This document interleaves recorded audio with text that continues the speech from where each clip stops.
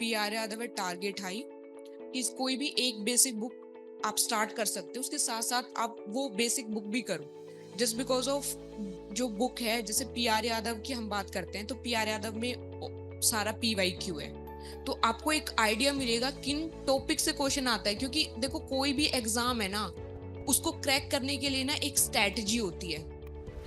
आपको पता होना चाहिए कि आपको क्या नहीं पढ़ना है। आप पता चले कि आप वही पढ़ रहे हो, बार बार वही पढ़ रहे हो, तो आपको क्या चीज नहीं पढ़ना है।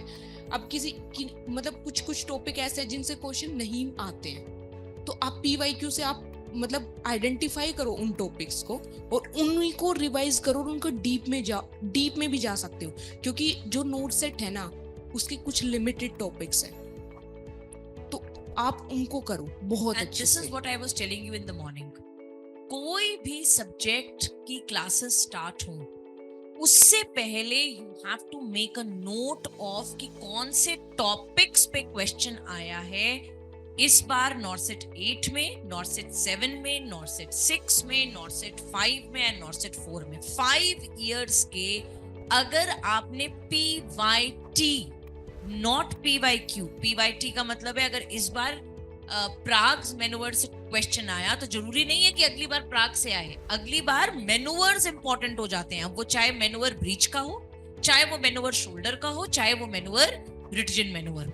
सो एज अ होल मैनूवर वाला टॉपिक्स इंपॉर्टेंट हो जाता है। तो आपको मैनूवर्स प्रिपेयर करने, आपको ये नहीं करना कि अब मैं बस केवल ब्रीच के मैनूवर्स प्रिपेयर कर।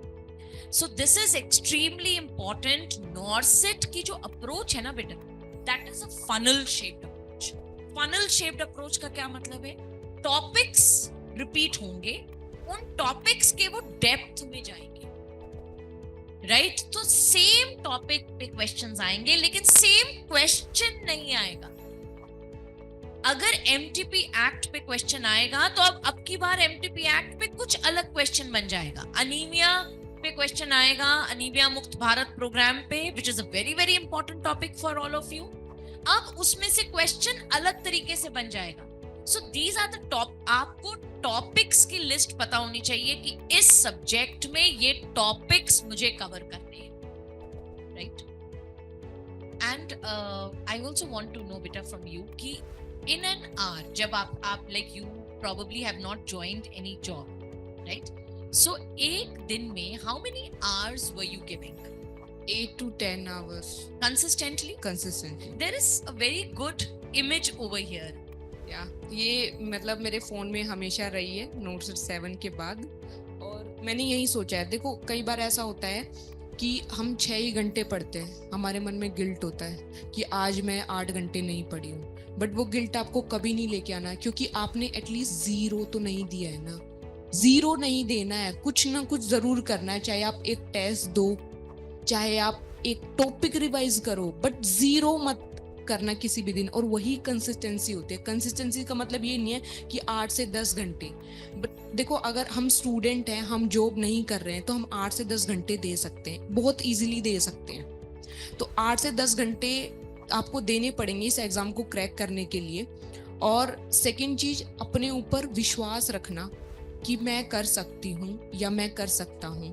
क्योंकि मतलब हम बोलते हैं कि नहीं होगा, मेरे से तो हो ही नहीं रहा है, 2 अटेम्प्ट देने के बाद, 3 अटेम्प्ट देने के बाद।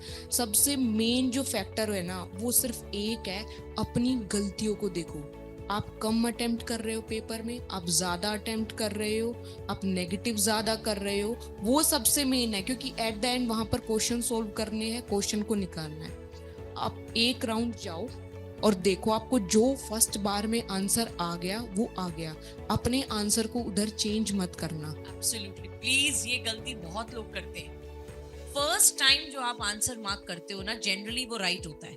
एंड अगर आपने आंसर चेंज किया मतलब आपने ओवरथिंक किया, एंड ओवरथिंकिंग गलतियां लेकर आता है, right? So always believe your intuition, your gut feeling. जो फर्स्ट आंसर होता है ना, generally that's the right answer. जितने चेंज करके आओगे ना, वो गलत आंसर्स होंगे।